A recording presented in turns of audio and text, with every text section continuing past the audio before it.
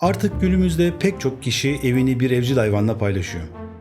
İçlerinden biri var ki onca şirinliği, oyunbazlığı ve kendine münhasır karakteriyle birçoğumuzun vazgeçilmezi.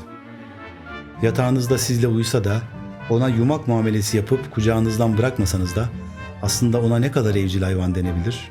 Bu bile tartışılır. Bu haftaki konumuz kediler.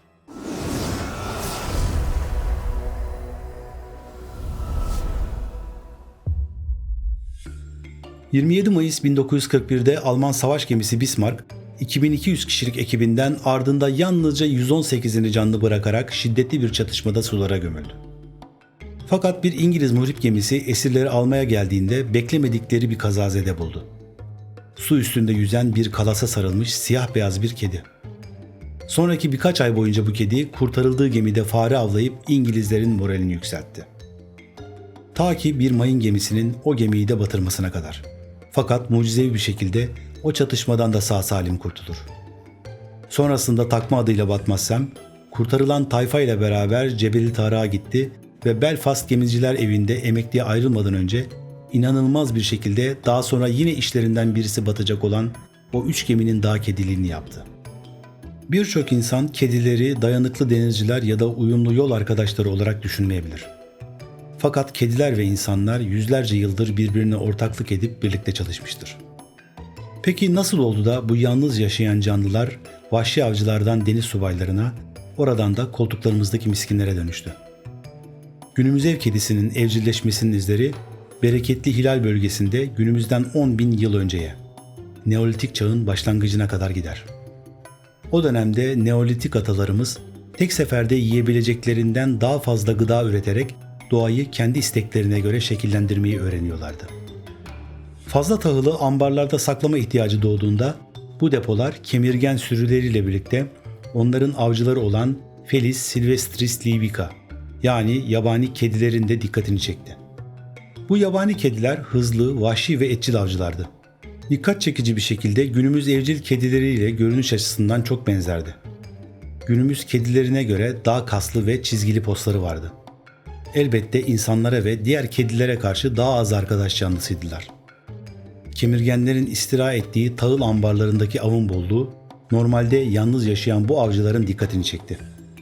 Yabani kediler yemek saatlerinde insanların varlığını tolere etmeyi öğrendikçe çiftçiler de ücretsiz yardımları karşılığında kedileri tolere ettiler. Bu ilişki o kadar faydalıydı ki kediler Neolitik çiftçilerle birlikte Anadolu'dan Avrupa'ya ve oradan da Akdeniz'e göç etti. Zararlı hayvanlar 7 denizin büyük musibetiydi. Erzakları yiyip ipleri kemiriyorlardı. Bu nedenle uzun bir süre kediler gemiciliğin vazgeçilmezi oldular. Bu dünyayı dolaşan kedilerin yelken açmasıyla hemen hemen aynı zamanda Mısırlılar da kendi yerel kedilerini evcilleştirdiler.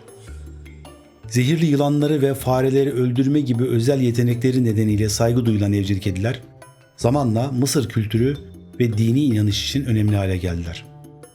Fresklerde, hierogliflerde, heykellerde ve hatta mezarlarda sahipleriyle birlikte mumyalanarak ölümsüzlük kazandılar.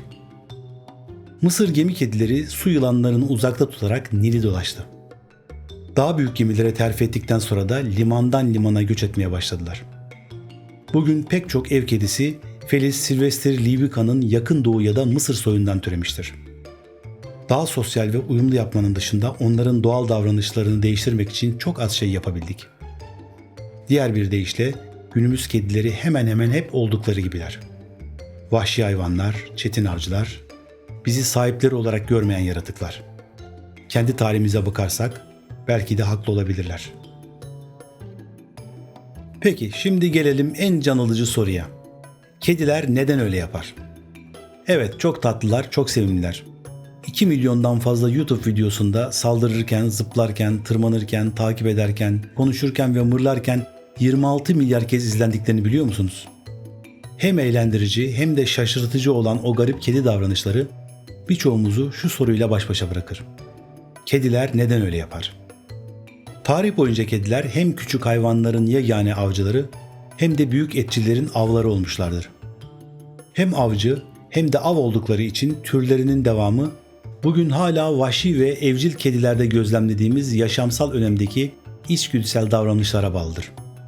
Ev kedinizin kedilere özgü davranışları size şaşırtıcı gelse de milyonlarca yıldır kedilere ırsi olarak geçen bu davranışlar onu yaban hayatında süper kedi yapardı.